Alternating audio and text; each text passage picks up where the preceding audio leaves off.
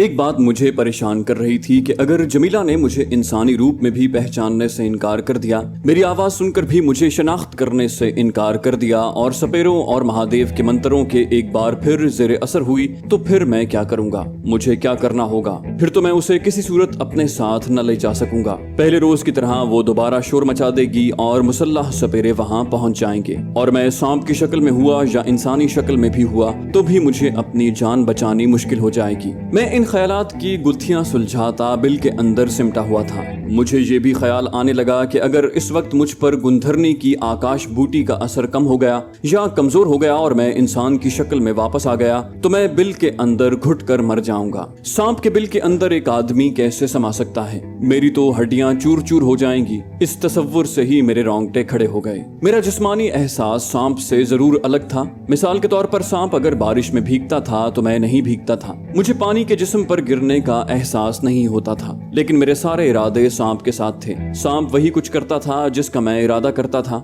इसमें उसकी अपनी जबिल्लत भी काम करती थी। उसकी जबिल्लत और आदत पर मेरा कोई इख्तियार नहीं था। बाहर मूसलाधार बारिश हो रही थी। मुझे सांप की शक्ल में उसकी आवाज बराबर आ रही थी। यहाँ मैं ये बात आपको बताता चलूं कि सांप के कान नहीं होते। बाज कहते हैं कि सांप अपने जिस्म की खाल की वजह से सुनता है। बाज कहते हैं कि सांप जो बार बार अपनी जबान बाहर निकालता है तो उसकी मदद से वो सुनता भी है और फजा की सरसराहटें, आहटें और नमी और आवाजों की लर्जिश को महसूस करता है। बहरहाल सांप के रूप में बारिश की आवाज मुझे आ रही थी। जब बारिश थम गई तो मैं बिल से बाहर आया। टीले की ढलान के नशेब में बारिश का पानी खड़ा था। मैं दीवार के साथ रेंगता हुआ कोठरी के दरवाजे की तरफ गया और दीवार में से सर जरा सा बाहर निकाल कर देखा। अभी दिन की रोशनी बाकी थी। बारिश थम जाने की वजह से सपेरे फौजी स्टेन गन्ने कंधों पर लटकाए कोठरी के आगे पत्थर के स्टूलों पर दोबारा आकर बैठ गए थे। मैं वापस बिल में आ गया। इस बार मैं देर तक बिल के अंदर ही रहा। जब बाहर शाम का अंधेरा गहरा होने लगा तो मैंने एक बार फिर बाहर निकलकर कोठरी के दरवाजे का जायजा लिया।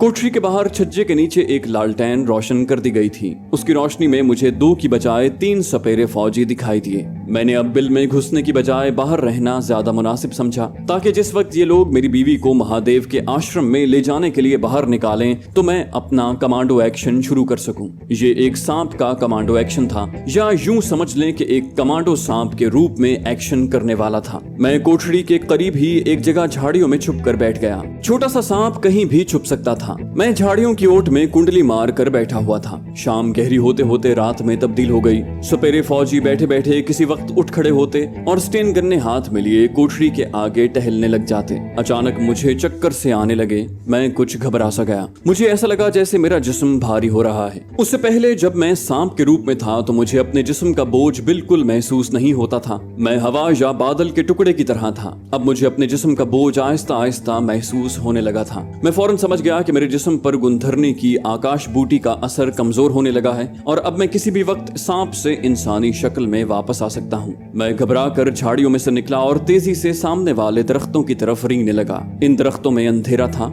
वहां तक पहुंचते पहुंचते मैं इंसानी शक्ल में वापस आ गया था। मैं सांप की बजाय कर्मदाद बन चुका था और जमीन पर लेटा हुआ था। मैं उसी तरह लेटा रहा। सांप से इंसान की शक्ल में वापस आते हुए मुझे जरा सी भी दिक्कत नहीं हुई थी। बिल्कुल ऐसे लगा था जैसे मैं किसी पाइप में से सांप की शक्ल में गुजर रहा हूँ। पाइप के बाहर आया तो इंसानी शक्ल इख्तियार कर चुका था। मैं खौफजदा नहीं था, परेशान जरूर था। सबसे बड़ी परेशानी ये थी कि अगर मैं दोबारा सांप की शक्ल में वापस न आया तो क्या होगा। इंसान की शक्ल में रहकर मैं इन 3 मुसल्लाह सपेरे फौजियों का मुकाबला नहीं कर सकता था। मुझे हर हालत में उस वक्त सांप की शक्ल में मौजूद होना चाहिए था जिस वक्त ये लोग मेरी बीवी को कोठरी से निकाल रहे हों। गुंधरनी ने कहा था कि मैं थोड़े वक्फे के बाद सांप से इंसानी शक्ल में और इंसानी शक्ल से सांप की शक्ल इख्तियार करता रहूंगा। उसने ये भी कहा था कि ये वक्फा 1 घंटे का भी हो सकता है, 2 घंटों का भी हो सकता है और 2 मिनट का भी। ये सब कुछ आकाश बूटी जिसका मैंने सफूफ पिया था उसके मेरे इंसानी जिस्म से केमिकल रद्द अमल की वजह से था। मैं जहाँ लेटा हुआ था वहाँ अंधेरा था। मैं आहिस्ता से उठ बैठा। सबसे पहले मैंने कोठरी पर निगाह डाली। कोठरी के छज्जे पर जो लालटेन लटक रही थी उसकी रोशनी में मुझे वहाँ 3 की बजाय 4 सपेरे फौजी नजर आए। मेरे खुदा दुश्मनों की तादाद में इजाफा हो रहा था और मैं निहत्ता था। मेरे पास प्याज छीलने वाला चाकू तक नहीं था। कमांडो ट्रेनिंग के हिसाब से भी मैं एक ही वक्त में सामने जाकर उनकी गर्दनें नहीं तोड़ सकता था, क्योंकि कमांडो कभी सामने आकर नहीं लड़ता। वो अंधेरे में शबखून मारता है। और दूसरी बात ये थी कि ये 4 सपेरे फौजी थे और मुसल्लाह थे। मैं इनका मुकाबला नहीं कर सकता था। अगर फर्ज कर लिया कि मैं 2-1 की गर्दनें तोड़ने में कामयाब भी हो जाता हूँ तो बाकी 2 मुझे स्टेन गन्नों के ब्रस्ट मार कर भून सकते थे। मैं खुदा से दुआएं मांगने लगा कि या खुदा मुझे फिर से सांप बना दे, मुझे फिर से सांप की शक्ल अता कर दे। इतने में खुदा जाने बारिश की खुनकी की वजह से या जाने किस वजह से मुझे छींक आ गई। छींक इस कदर जोरदार और मेरे इख्तियार से बाहर थी कि मैं उसे रोकता ही रह गया, लेकिन वो अपना काम कर गई। छींक की आवाज भी बड़ी जोरदार थी। छींक की आवाज सुनते ही 2 सपेरे फौजी तेज तेज कदमों से मेरी तरफ आए। मैं उठकर दौड़ पड़ा।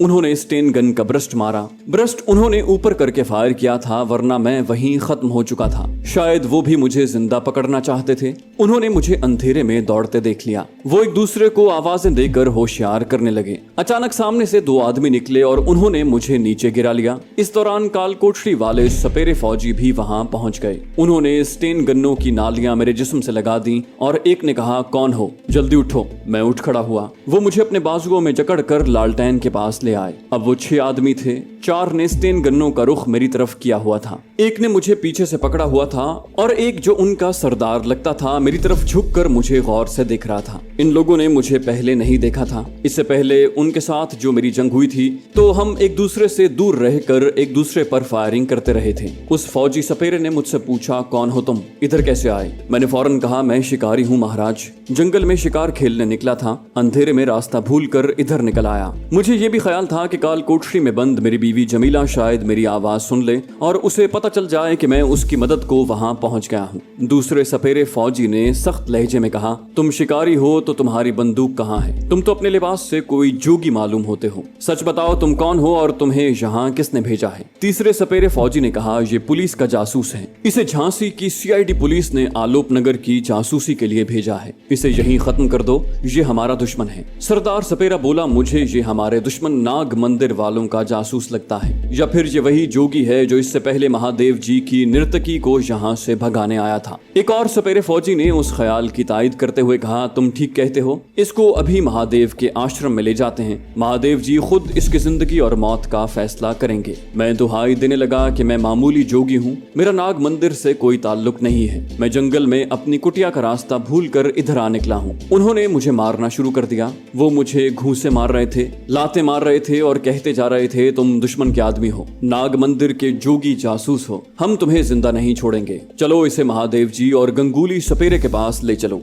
उन्होंने फौरन मेरे दोनों हाथ स्टेन गन की स्लिंग उतार कर मेरे पीछे कसकर बांध दिए और 4 सपेरे मुझे ठुड्डे मारते, खींचते, बल्कि घसीटते हुए महादेव के शैतानी आश्रम की तरफ लेकर चल पड़े। मेरी रिहाई की सिर्फ एक ही सूरत थी कि मैं महादेव के आश्रम तक पहुंचने से पहले इंसान से सांप की शक्ल में वापस आ जाऊं। कुंधरनी ने कहा था कि ये वक्फा 1 घंटे का भी हो सकता है, मगर उस वक्त मैं अपने जिस्म में सांप बन जाने से पहले के कोई असरात और निशानियां महसूस नहीं कर रहा था। मैं इन 4 से निमट सकता था, मगर एक तो उन्होंने मेरे दोनों हाथ बड़ी मजबूती से मेरी पुश्त पर बांध रखे थे, दूसरे मैं इस कशमकश में था कि अगर मैं किसी तरह रस्सी तुड़वा कर उनसे गुत्थम गुत्था हो गया और उन्होंने फायरिंग शुरू कर दी तो वहां और भी फौजी आ जाएंगे, और फिर न सिर्फ ये कि जमीला को वहां से निकालने का मिशन धरे का धरा रह जाएगा, बल्कि मुमकिन है मैं भी जिंदा न बच सकूं। मैं यही कुछ सोचता और उन लोगों की लातें और धक्के खाता उनके साथ साथ घसीटता चला जा रहा था। सामने आश्रम के पत्थर का बड़ा दरवाजा नजर आने लगा, जहां पीतल के 10-12 दिए मेहराबों में रोशन थे। अभी ये दरवाजा कोई 60-70 गज के फासले पर था कि अचानक मुझे चक्कर सा आ गया। उसके साथ ही मेरा जिस्म हल्का होना शुरू हो गया। मेरे दिल में खुशी की लहर दौड़ गई। मेरा रूप बदलने वाला था और फिर जैसे ही 4 सपेरे फौजी मुझे खींचते हुए आश्रम के दरवाजे के करीब गए, मैं उनकी नजरों से गायब हो गया। मैं उन्हें देख रहा था मगर वो मुझे नहीं देख सकते थे। मैं उस सांप को भी देख रहा था जो मेरा दूसरा रूप था और जो बड़ी तेजी से दरख्तों और झाड़ियों की तारीकी में गायब हो गया। उन लोगों ने सांप को नहीं देखा था। वो हक्का बक्का होकर खड़े पहले इधर उधर देखने लगे कि मैं कहाँ गायब हो गया हूँ, फिर एक दूसरे की तरफ हैरत ज़दा होकर तकने लगे। उनमें से एक ने कहा, ये जोगी कहाँ चला गया? दूसरा बोला, धर्मवीर जी, ये जोगी कोई बड़ा तपस्वी साधु था, वो आलूप हो गया है। आलूप का मतलब था कि गायब हो गया है। भारत में इस किस्म के साधुओं और जोगियों के बारे में बड़े किस्से मशहूर थे कि फला जोगी बैठे बैठे गायब हो जाता है, फला साधु हवा में उड़ता देखा गया है। महादेव के आश्रम के ये लोग भी भी सपेरे पुजारी थे। उनके लिए ये बात कोई इतनी अचंभे की नहीं थी। परेशानी उन्हें इस बात की थी कि महादेव के दुश्मन नाग मंदिर का साधु जो वहां जासूसी करने आया था उनके हाथ से निकल गया। मैं करीबी झाड़ियों में छुपा उन लोगों को देख रहा था और सोच रहा था कि अगर मैं इन चारों को डसकर इसी जगह ढेर कर दूं तो इसका क्या नतीजा निकल सकता है। मुझे ये मालूम नहीं था कि मेरे डसते ही ये लोग गिर कर मर जाएंगे या मरने से पहले मुंह से कोई आवाज निकालेंगे। गुंधरनी के बकौल मेरे अंदर इतना जहर था कि मेरे डसने से आदमी का जिस्म उसी वक्त फट जाता। फर्ज कर लिया मैं एक आदमी को डसता हूँ, वो गिरता है तो दूसरा शोर मचाता हुआ भाग सकता है या मुझे देखकर मुझ पर अंधाधुंध गोलियां बरसा सकता था और फायरिंग के धमाके सारे आश्रम को बेदार कर सकते थे। यहाँ बड़ी अक्ल और सूझबूझ से काम लेने की जरूरत थी। चुनाचे मैंने उन्हें कुछ न कहा और झाड़ियों के अंधेरे में छुपा रहा। चारों वापस कोठरी की तरफ चले गए। मैं भी उनके पीछे पीछे रेंगने लगा। उन्होंने कोठरी के बाहर पहरा देते सपेरे फौजियों को सारा माजरा सुनाया तो उनमें से एक ने कहा, मुझे तो पहले ही शक था कि रात के वक्त ये जोगी जंगल की तरफ से आया है तो यूं ही नहीं आया, ये जरूर आलूप साधु होगा। अब क्या करें, अगर वो आलूप हो गया है तो यहीं कहीं मौजूद होगा, एक सपेरे फौजी ने कहा। दूसरा बोला, मौजूद होगा तो हम क्या बिगाड़ लेंगे, वो खुद ही यहाँ से भाग जाएगा या फिर जासूसी करने आश्रम की तरफ चला गया होगा। हमें खामोश रहना चाहिए, किसी को इसके बारे में कुछ नहीं बताना चाहिए। सपेरे फौजियों का सरदार बोला, हाँ तुमने ठीक कहा, हम जाते हैं, महादेव जी के पुजारी नर्तकी को लेने आते ही होंगे, तुम उनसे भी आलोक जोगी के बारे में कोई बात मत करना। इतना कहकर चारों सपेरे फौजी वहां से चले गए। मैंने इत्मीनान का सांस लिया क्योंकि अब मैं उन दो आदमियों से और जो पुजारी मेरी बीवी को लेने आने वाले थे उनसे निमट सकता था। ज्यादा से ज्यादा 2 पुजारी ही हो सकते थे। मैं एक तरफ झाड़ियों में सिमट कर बैठा रहा। बारिश थम चुकी थी। चूंकि इलाका नीम पहाड़ी था, वहां कहीं भी पानी खड़ा नहीं हुआ था। दोनों सपेरे फौजी अपने साथियों के जाने के बाद पत्थर के स्टूलों पर बैठ गए और आपस में आलोप जोगी यानी मेरे बारे में बातें करने लगे। रात गुजरती चली गई। कोई 1 घंटे बाद दोनों सपेरे फौजी उठ खड़े हुए और चाको चौबंद होकर कोठरी के दरवाजे के सामने खड़े हो गए। उनमें से एक ने कहा, आश्रम के पुजारी आ रहे हैं। मैंने सिरी घुमाकर आश्रम की जानिब वाले दरख्तों की तरफ देखा।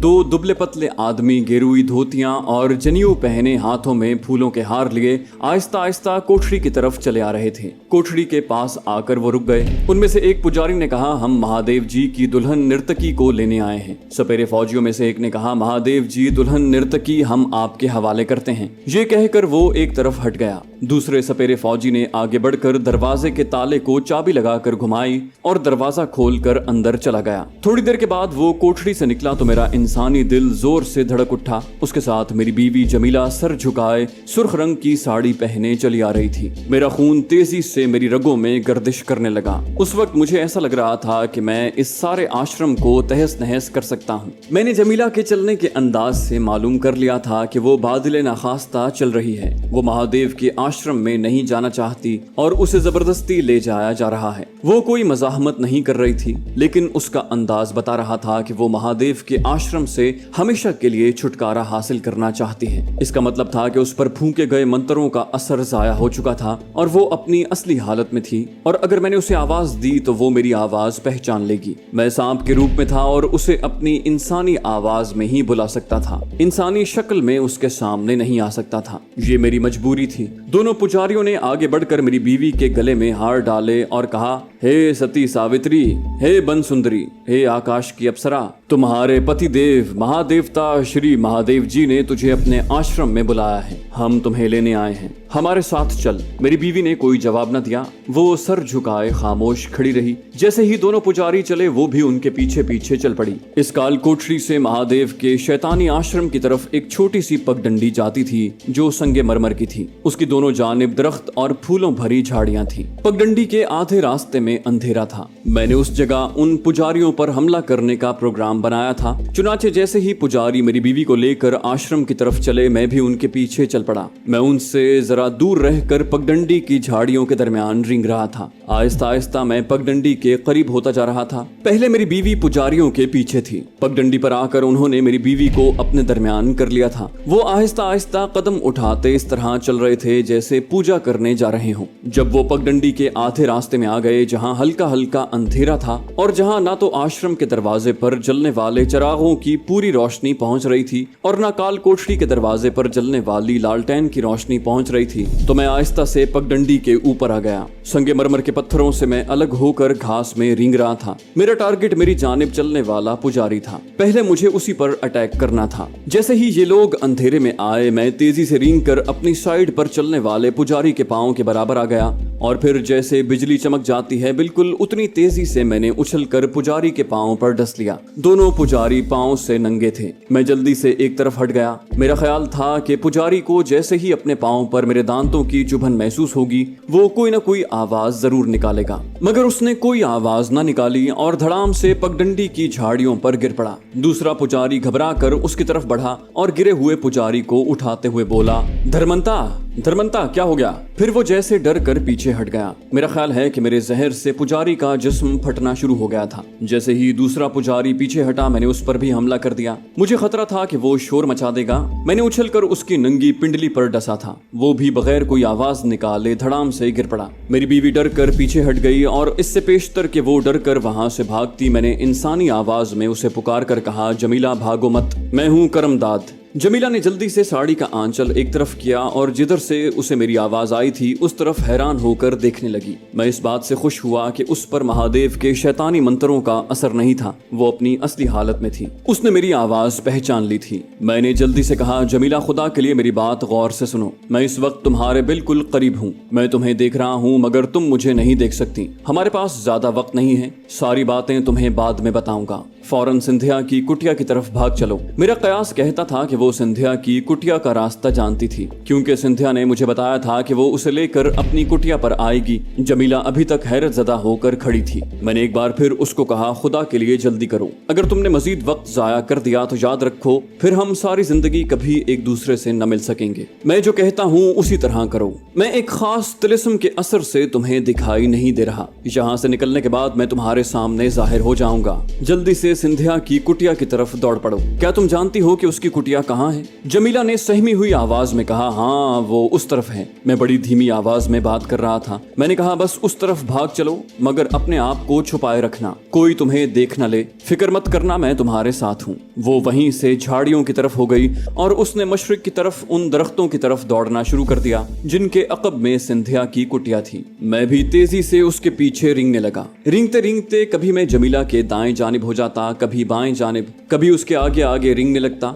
मुझे इल्म था कि जमीला के जिस्म से भी नाग मंत्रों की खास बू निकलती है, जिसकी वजह से वहां के सांप उस पर हमला नहीं कर सकते, बल्कि उसके जिस्म की बू से बनमानस भी उसके करीब नहीं आते थे। उन्हें मालूम हो जाता था कि ये नर्तकी महादेव जी की खास नर्तकी है। डर मुझे सिर्फ किसी सपेरे फौजी का था कि अगर वो उस तरफ कहीं मौजूद हुआ तो जमीला को इस तरह दौड़ते देखकर उसके पीछे न आ जाए। मगर रात के अंधेरे ने जमीला को अपनी पनाह में ले लिया था। उसे भागते हुए अंधेरे में सिर्फ मैं ही अपनी सांप की आंखों से देख सकता था। वो मुझे साफ नजर आ रही थी। वो दौड़ते दौड़ते नशेब में उतर गई। मैं उसके करीब हो गया। मैंने उसे कहा, जमीला मेरी जान, घबराना मत, मैं तुम्हारे साथ ही हूँ। उसने दौड़ते हुए पूछा, तुम कहाँ हो? मुझे नजर क्यों नहीं आ रहे? मैंने कहा, अभी मैं तुम्हें कुछ नहीं बता सकता। यहाँ से किसी तरह निकल चलें, फिर सारी कहानी सुना दूंगा। जमीला का सांस फूला हुआ था। मेरा सांस नहीं फूल रहा था क्योंकि मैं सांप के रूप में दौड़ रहा था। सिंधिया की झोंपड़ी के पास आकर मैंने जमीला से कहा, जंगल में बाएं जानिब उतर कर दौड़ना शुरू कर दो। तुम थक तो नहीं गई? वो बोली, मैं थक गई हूँ। खुदा का शुक्र है कि वो अपनी असली हालत में वापस आ चुकी थी। वो नाग देवता और महादेव के सपेरों के मंत्रों के जेरे असर नहीं थी। मैंने कहा, थोड़ी हिम्मत कर लो।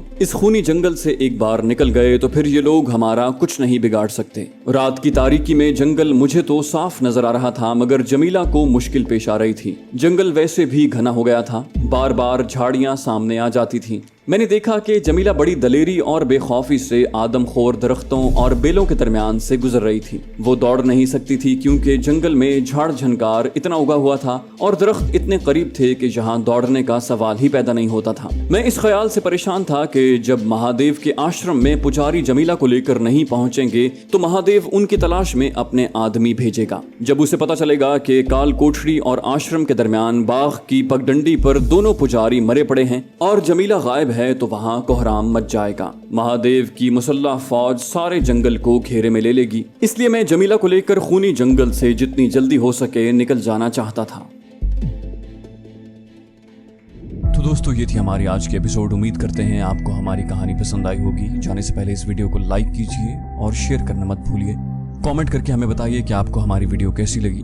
और अगर अभी तक आपने इस चैनल को सब्सक्राइब नहीं किया तो इसे सब्सक्राइब कीजिए और बेल आइकन दबाकर ऑल नोटिफिकेशंस ऑन कर लीजिए।